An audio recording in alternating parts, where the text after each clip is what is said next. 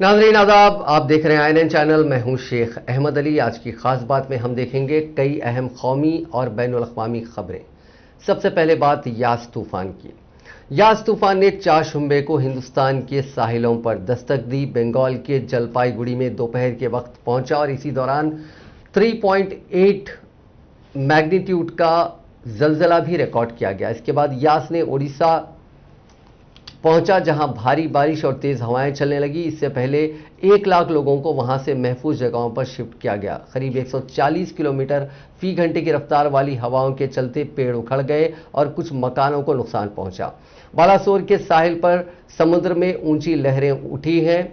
कई कॉलोनियों में पानी भर गया है। हालांकि स्टेट डिजास्टर डिपार्टमेंट ने बताया कि बिजली की सप्लाई को ज्यादा नुकसान नहीं पहुंचा। अब यास की वजह से झारखंड और बिहार में भी भारी बारिश हो रही है। बंगाल और ओडिशा के अलावा बिहार, झारखंड, तमिलनाडु और कर्नाटका में भी तूफान का असर है।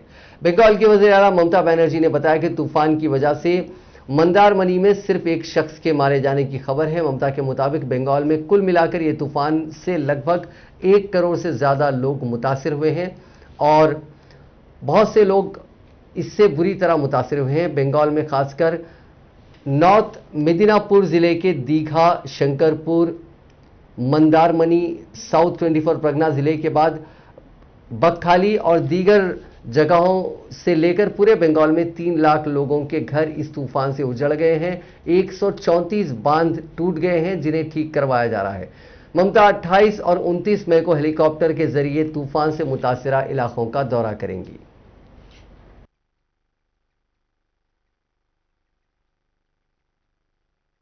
सबू बुड़ी जाइए धामरा एरिया देख देख केमी अच्छु आम सब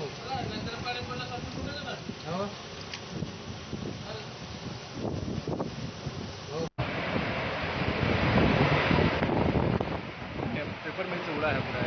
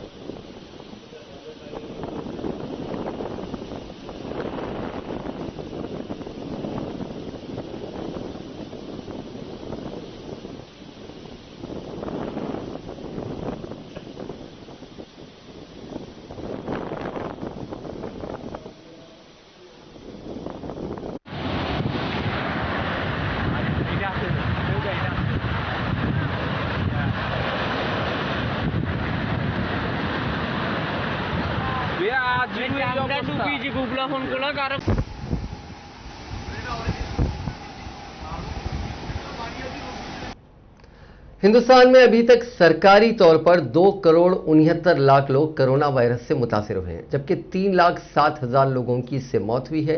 हालांकि अमवात के आंकड़े वबा की असली तस्वीर बयान नहीं करते। वर्ल्ड हेल्थ ऑर्गेनाइजेशन ने अंदाजा लगाया है कि दुनिया में कोरोना की वजह से अमवात के आंकड़े सरकारी तादाद से 2 से 3 गुना ज्यादा हो सकते हैं। हिंदुस्तान में ऑफिशियल तौर पर कम अमवात रिपोर्ट होने का शक और ज्यादा है। जानकार कहते हैं कि हिंदुस्तान में अस्पताल भरे हुए हैं। कोरोना से कई अमवात घर पर ही हो रही हैं। खासकर दही इलाकों में ये अमवात सरकारी आंकड़ों से बाहर हो जाती हैं। हिंदुस्तान में ऐसी लैब्स की भी कमी है जो मौत की सही वजह की तस्दीक कर सके। कोविड-19 से पहले भी हिंदुस्तान में हर 5 में से 4 अमवात की मेडिकल जांच नहीं की जाती थी। द न्यूयॉर्क टाइम्स ने हिंदुस्तान में अमवात के सही आंकड़ों का अंदाजा लगाने के लिए 1 दर्जन से ज्यादा एक्सपर्ट्स की मदद ली। इन एक्सपर्ट्स ने हिंदुस्तान में वबा को 3 हिस्सों में या 3 हालात में बांटा: नॉर्मल कंडीशन या आम हालात, खराब हालात और बेहद खराब हालात। रिपोर्ट के मुताबिक सबसे नॉर्मल कंडीशंस में भी इन्फेक्शन और अमवात के आंकड़े सरकारी आंकड़ों से कई गुना ज्यादा है। एक्सपर्ट्स ने बेस्ट केस सिनेरियो की बुनियाद पर माना कि कोरोना इन्फेक्शन के जो ऑफिशियल आंकड़े हैं उनसे 15 गुना इन्फेक्शन फैला है। इसकी वजह से अमवात की शरह दर भी 0.15% मानी गई। इस बुनियाद पर मौत के आंकड़े रिपोर्टेड आंकड़ों से दुगने मिले हैं। इस बुनियाद पर एक्सपर्ट्स ने अंदाजा लगाया कि हिंदुस्तान में 40 करोड़ 42 लाख लोग कोरोना से मुतासिर हुए हैं और इससे 6 लाख लोगों की मौत हुई है। अगर हिंदुस्तान में एक रिपोर्टेड केस से 20 लोगों को इन्फेक्शन फैला और अमवात की शरह 0.3% है तो इस केस में हिंदुस्तान में कोरोना से मौत के आंकड़े सरकारी तादाद से 5 गुना ज्यादा है। सेंटर फॉर डिजीजेस डायनामिक्स के डायरेक्टर डॉक्टर रमनन लक्ष्मी नारायणन ने कहा कि हिंदुस्तान में इन्फेक्शन और डेथ के आंकड़े कम गिने गए हैं। उनके मुताबिक इस मुमकिन हालात तक पहुंचने के लिए 3 अलग अलग सोर्सेज से मिले डेटा का एनालिसिस किया गया। इससे करीब 50 से 60 करोड़ लोगों के मुतासिर होने की बात सामने आई है। खराब हालात में रिपोर्टेड केसेस से 26 गुना ज्यादा इन्फेक्शन का अंदाजा लगाया गया। इन्फेक्शन से अमवात की शरह का अंदाजा भी 0.6% रखा गया। यह अंदाजा कोरोना की दूसरी लहर और मुल्क के चरमरा चुके हेल्थ सेक्टर को देखते हुए लगाया गया। बहुत खराब हालात में 70 करोड़ लोगों के इन्फेक्शन मुतासिर होने और 42 लाख लोगों की मौत का अंदाजा लगाया गया। हिंदुस्तान में कोरोना इन्फेक्शन और मौतों के सही आंकड़े का अंदाजा लगाने के लिए 3 सीरो सर्वे के डेटा को भी इस्तेमाल किया गया। ये सर्वे पूरे मुल्क में अलग अलग वक्त में किए गए हैं। जो भी कोरोना मुतासिर होता है उसके जिस्म से लड़ने के लिए एंटीबॉडी बन जाती है। सीरो सर्वे में इसी एंटीबॉडी की जांच की जाती है। ये स्कूल ऑफ पब्लिक हेल्थ के एसोसिएट प्रोफेसर डेन वीनबर्गर ने कहा कि सीरो सर्वे के कुछ मसाइल हैं, लेकिन जो अमवात का सही आंकड़ा है उसकी गिनती करने में यह ज्यादा इस्तेमाल करने के काबिल डेटा है। जो इन्फेक्शियस बीमारियां होती हैं यानी जो फैलती हैं उनके इन्फेक्शन को मॉनिटर करने के लिए सीरो सर्वे कराए जाते हैं। इसमें किसी भी मुतासरा बीमारी के खिलाफ जिस्म में पैदा हुए एंटीबॉडी का भी पता लगाया जाता है। कोरोना वबा के दौरान हिंदुस्तान ने 3 सीरो सर्वे कराए हैं। तीनों में यह पता चला कि कोरोना के कंफर्म केसेस के मुकाबले में असल में मुतासिर हुए लोगों की तादाद कहीं ज्यादा है। सर्वे के नतीजे में कहा गया कि हिंदुस्तान में कोविड मरीजों की बताई जा रही तादाद से इन्फेक्शन का शिकार होने वाले लोगों की असल तादाद करीब 13.5 से 28.5% ज्यादा हो सकती है। ध्यान रहे कि ये आंकड़े सिर्फ तब तक के हैं जब सर्वे कराए गए। सर्वे के बाद भी इन्फेक्शन जारी है। अगर सर्वे के वक्त के हिसाब से ही मामले बढ़ते गए होंगे तो ये कहा जा सकता है कि हिंदुस्तान की करीब आधी आबादी कोरोना की चपेट में आई थी। डॉक्टर शियाडो कहते हैं कि हिंदुस्तान में कराए गए सीरो सर्वे की गिनती भी असल मामलों के मुकाबले में कम ही होगी, क्योंकि एंटीबॉडी बनने के महीनों बाद यह पता कर पाना मुश्किल होता है कि उस वक्त उस शख्स को इन्फेक्शन हुआ था या नहीं। इसलिए ये सर्वे सही तौर पर अंदाजा नहीं लगाया जा सकता कि वो खास इंसान मुतासिर हुआ था या नहीं। ऐसे में सीरो सर्वे में बताई गई तादाद के मुकाबले में मामले और भी ज्यादा ही होंगे। कोरोना वायरस की शुरुआत या पैदावार के बारे में चीन पर हमेशा से इल्जामात लगते रहे हैं। बीते दिन अमेरिकी मीडिया में चीन के वुहान लैब से ही वायरस के लीक होने के खुलासे के बाद अमेरिका जांच को और तेज करने की तैयारी कर रहा है। अमेरिका के एक्सपर्ट डॉक्टर एंथनी फॉसी ने कहा है कि हमें जांच जारी रखनी चाहिए। अब वर्ल्ड हेल्थ ऑर्गेनाइजेशन की जांच को एक फेज आगे ले जाना चाहिए। उन्होंने कहा कि हम शिद्दत से महसूस करते हैं कि हमें जांच जारी रखनी चाहिए। सच को सामने लाने के लिए जरूरी है कि WHO की जांच को एक लेवल ऊपर ले जाया जाए। हम वायरस की शुरुआत के बारे में 100% नहीं जानते हैं, इसलिए यह जरूरी है कि हम देखें और जांच करें। उधर व्हाइट हाउस के senior adviser for Covid response Andy Slavitt ने कहा है कि हमें चीन से शफाफ प्रोसेस की उम्मीद थी। हमें मामले की तह तक पहुंचने के लिए WHO की मदद की जरूरत होगी। फिलहाल अब तक हमें ये नहीं मिली है। हमें इसकी सच्चाई सबके सामने लाने की जरूरत है। यह हमारे लिए सबसे टॉप प्रायोरिटी है। कोरोना वायरस की शुरुआत आखिर कहां से हुई? चीन शफाफ जांच से परहेज क्यों करता है? यह सवाल एक बार फिर उठ खड़ा हुआ है। शुरुआत अमेरिका के वॉल स्ट्रीट जर्नल अखबार की एक रिपोर्ट से हुई। इसमें कहा गया कि वुहान लैब के 3 रिसर्चर्स नवंबर में 2019 में ही सर्दी जुकाम या निमोनिया से परेशान थे। यही अलामत कोरोना के भी होते हैं। उन्होंने अस्पताल से मदद मांगी थी। इसके बाद से एक बार फिर चीन अमेरिका के निशाने पर आ गया था। इस रिपोर्ट पर अमेरिकी हुकूमत ने भी सख्त रुख अपनाया। अमेरिका ने चीन से कहा कि कोरोना वायरस कैसे फैला, कहां से शुरू हुआ, इसकी शफाफ तरीके से नई जांच होनी चाहिए। इतना ही नहीं, अमेरिका ने चीन के दुश्मन ताइवान को ऑब्जर्वर बनाने की भी मांग कर दी थी।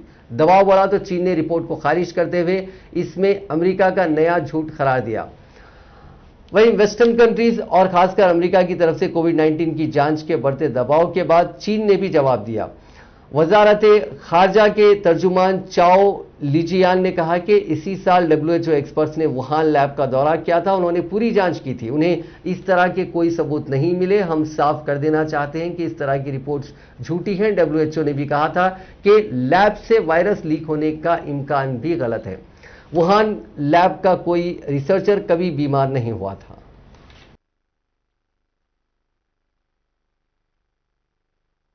Anytime many of us feel that it is more likely that this is a natural occurrence, as has happened with SARS-CoV-1, where it goes from an animal reservoir to a human, but we don't know 100% the answer to that.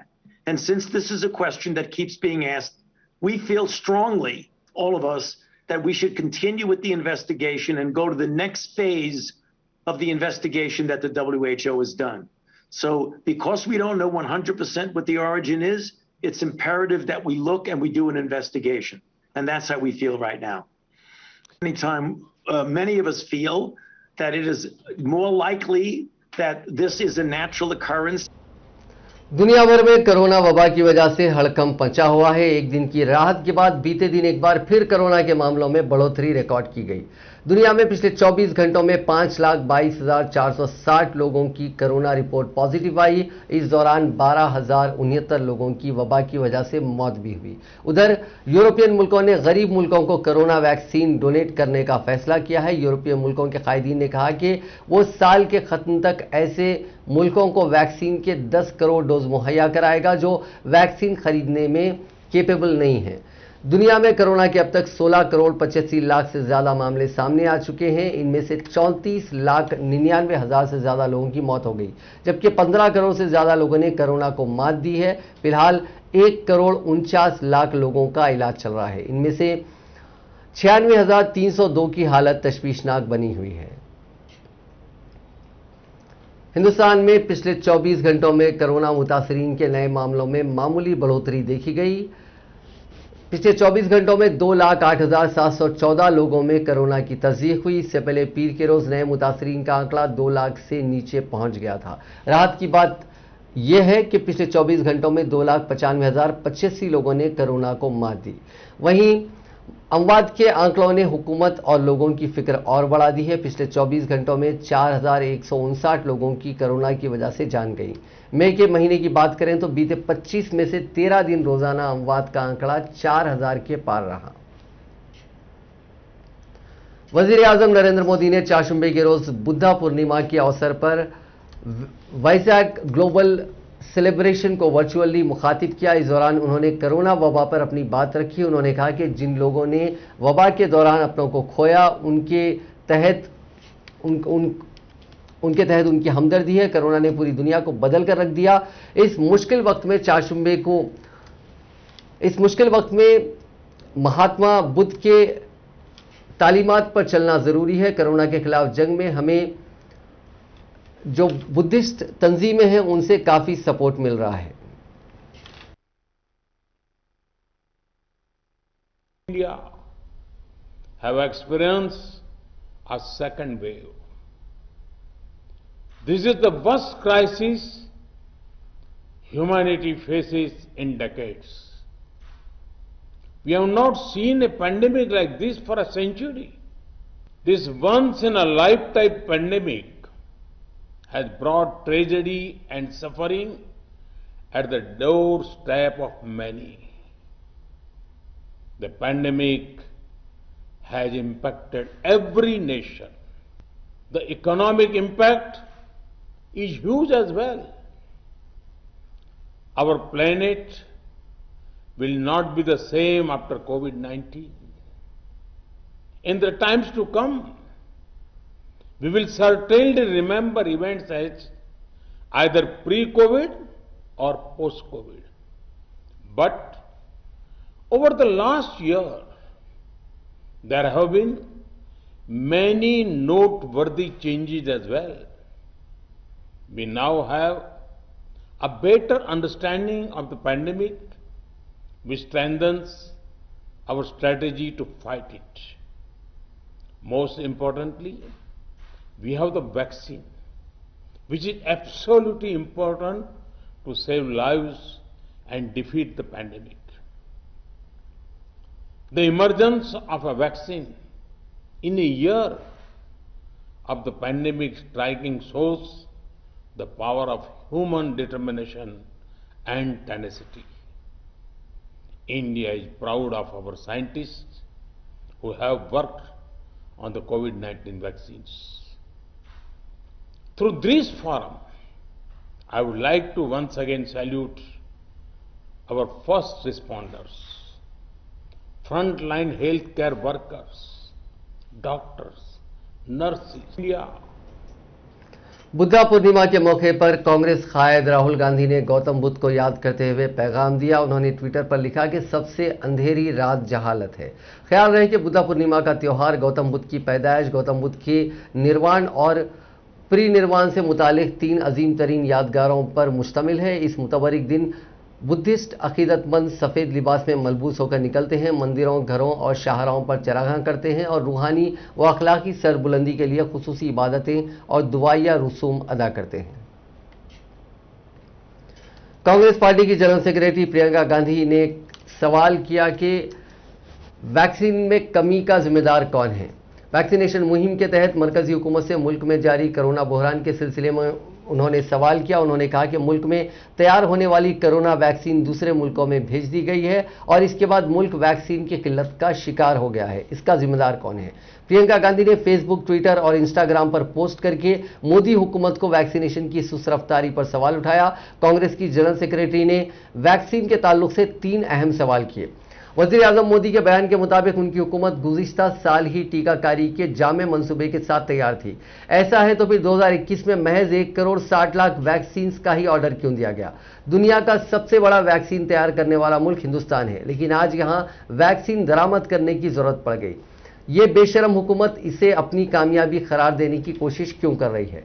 Priyanka Gandhi ने कहा कि मोदी हुकूमत vaccine policy से भटक जाने की वजह से आज मुल्क की 130 करोड़ आबादी में से महज 11% को ही पहली डोज और 3% अवाम को वैक्सीन की दोनों खुराकें दी गई।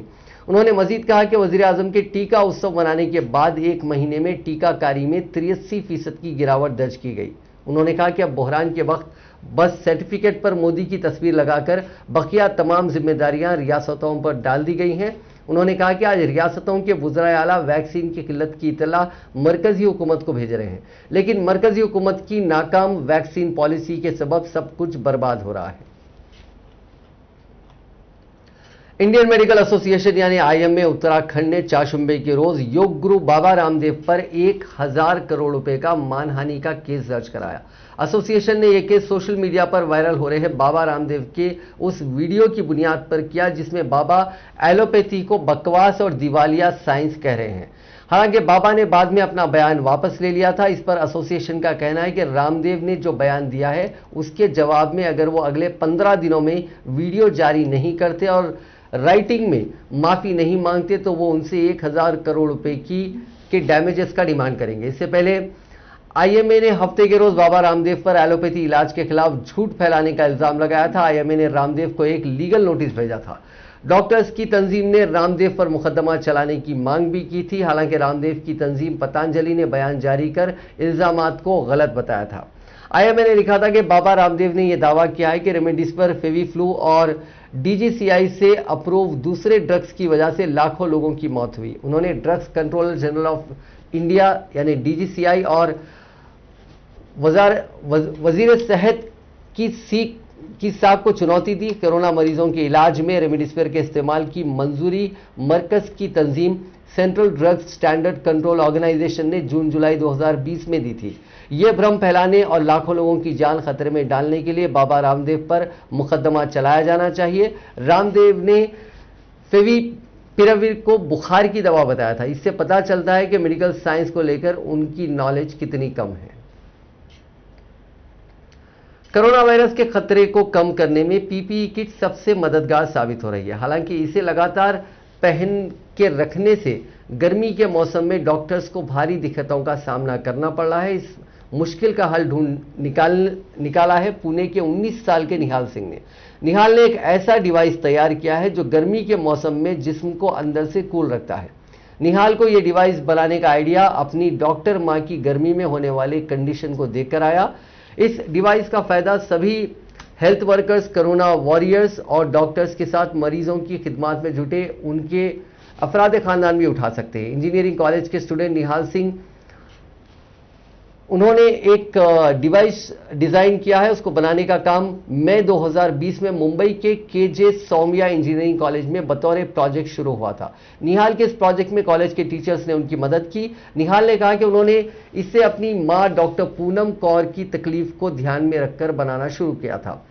वो आदर्श क्लिनिक पुणे में कोविड-19 मरीजों का कई महीने से इलाज कर रही हैं। इस डिवाइस का नाम कोविटेक है, कोवटेक है, माफ कीजिएगा। ये डिवाइस बनाने के लिए निहाल को हिंदुस्तानी हुकूमत के साइंटिफिक डिपार्टमेंट से 10 लाख रुपए की मदद भी मिली है। निहाल ने बताया कि मैं कुछ नया करने की कोशिश कर रहा था। मैंने देखा कि कोविड मरीजों का इलाज करने वाले डॉक्टर्स और मां को पीपीई किट बहुत परेशान करती है। ऐसे में मैंने इस डिवाइस को डेवलप करने के बारे में सोचा। मेरा आइडिया को कॉलेज ने सिलेक्ट किया और परमिशन दी कि मैं पुणे से मुंबई कॉलेज में लॉकडाउन के दौरान इस प्रोजेक्ट पर काम कर सकूं। ये एक कॉम्पैक्ट वेंटिलेशन सिस्टम है। निहाल ने बताया कि जब हम ये डिवाइस बना रहे थे तो हमारा मकसद था कि ये बहुत सस्ता हो। इस डिवाइस में एक फैन लगा है और ये बैटरी से कनेक्टेड रहता है। दोनों को पीपीई किट पहनने वाले की कमर में बांधा जाता है। फैन का एक हिस्सा अंदर और दूसरा किट के बाहर होता है। ये बाहर से ठंडी हवा लाकर किट में डालता है और इसके अंदर ही गर्म हवा गर्दन के पास खुले हिस्से से बाहर निकल जाती है।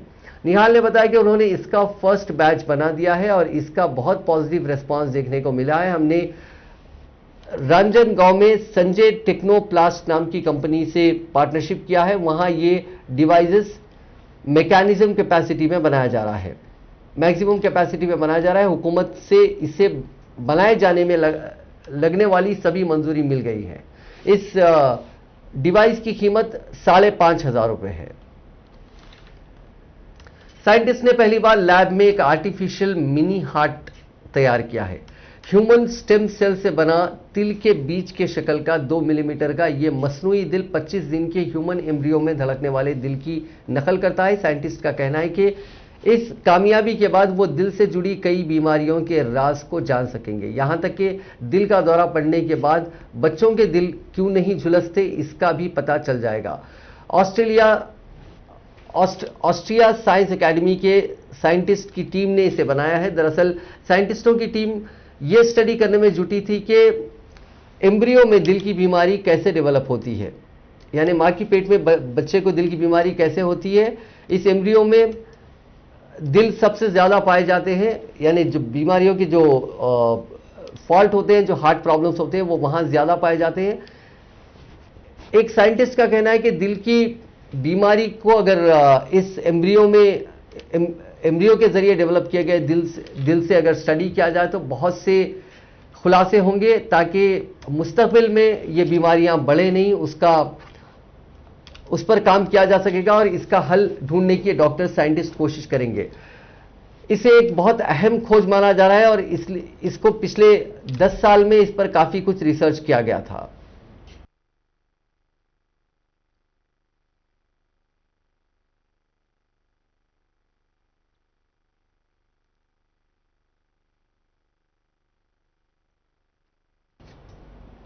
आज किसान तहरीक के जहां 6 महीने पूरे हुए, वहीं मरकज की मोदी हुकूमत ने भी अपने 7 साल का टर्म पूरा कर लिया है। बीजेपी अपनी हुकूमत की 7वीं सालगिरह पर आज कोई प्रोग्राम मुनक्किद नहीं करेगी, लेकिन किसान तहरीक के सबसे बड़ी तंजीम संयुक्त किसान मोर्चा ने आज मुल्क भर में ब्लैक डे मनाने का ऐलान किया था।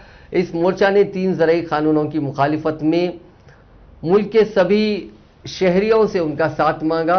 आज इस प्रोग्राम के तहत मुल्क के मुख्तलिफ इलाकों में एहतजाजी प्रोग्राम मुनक्किद किए गए और कई जगह पे मोदी हुकूमत के पुतले भी नजर आतिश किए गए।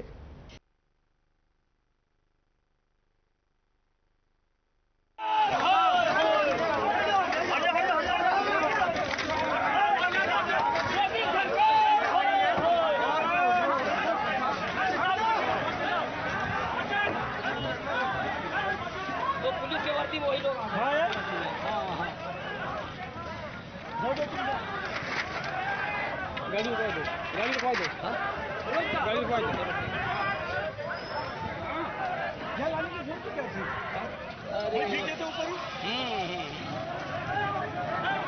साथियों, आज गाजीपुर बॉर्डर पर किसानों ने मोदी का पुतला जलाने का प्रयास किया, जला भी दिए। पुलिस वाले बहुत रोकने की कोशिश किए, नहीं रोक पाए साथियों। जल गया पुतला मोदी का, बहुत प्रयास किया गया रोकने का।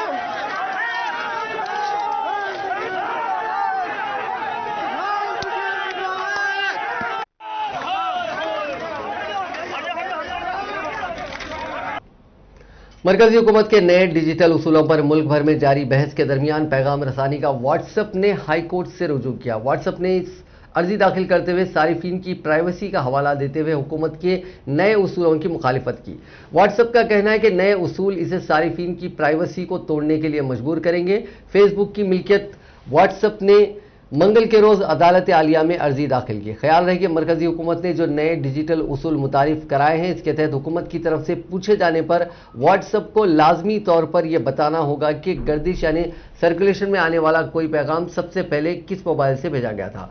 खबर नज़ीर व्हाट्सएप ने एक बयान जारी करके कहा कि चैट को ट्रेस करने के लिए मजबूर करने वाला ये कानून व्हाट्सएप पर आ रहे हर मैसेज का फिंगरप्रिंट रखने के मुतरादिफ है। अगर हम ऐसा करते हैं तो इससे एंड टू एंड एन्क्रिप्शन बेमायने हो जाएगा और इससे लोगों के हक़ राजदारी के खिलाफ वर्जी होगी। कंपनी के तर्जुमान ने कहा कि हमने लगातार सिविल सोसाइटी और दीगर माहिरीन के साथ मिलकर दुनिया भर के सारिफीन के राजदारी के हुकूक के लिए आवाज़ उठाई है। ताहम हम इस मामले में एक जामे हल तलाश करने के लिए हुकूमत हिंद के साथ बातचीत का सिलसिला जारी रखेंगे ताकि लोगों की राजदारी की हिफाजत कर सकें और हमारे पास मौजूद इत्तलात के हवाले से जायज़ मुतालबात पर ताउन कर सकें।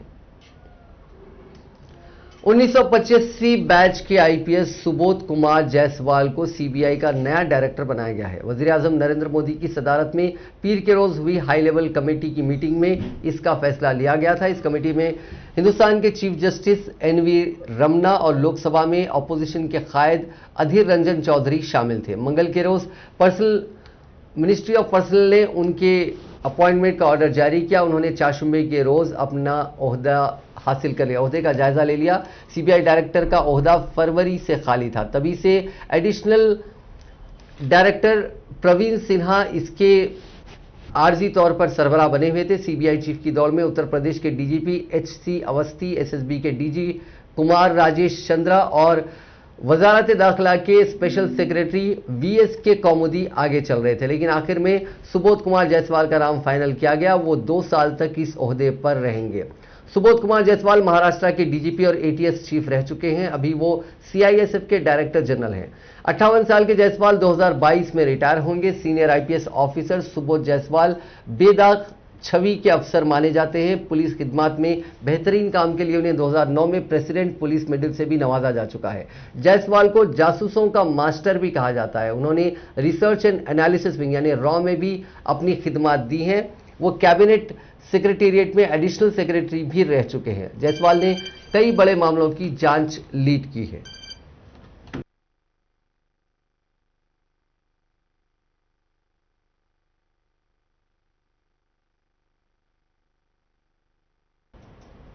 Board of cricket control of India यानी बीसीसीआई ने मीडिया में आई इस रिपोर्ट की तरदीद की है कि नए कॉन्ट्रैक्ट लिस्ट के ड्रॉप किए गए 4 खिलाड़ियों को 8 महीने की सैलरी नहीं दी गई। दरअसल बीसीसीआई ने हाल ही में 2020-21 के लिए 19 खिलाड़ियों की लिस्ट जारी की थी। इसमें पिछली लिस्ट में शामिल एकता भिष्ट, वेदा कृष्णमूर्ति, डी हेमलता और अनुजा पटेल को शामिल नहीं किया गया, जबकि ऋचा घोष को पहली बार कॉन्ट्रैक्ट लिस्ट में शामिल किया गया है। वहीं शेफाली वर्मा को ग्रेड सी से ग्रेड बी में प्रमोट किया गया।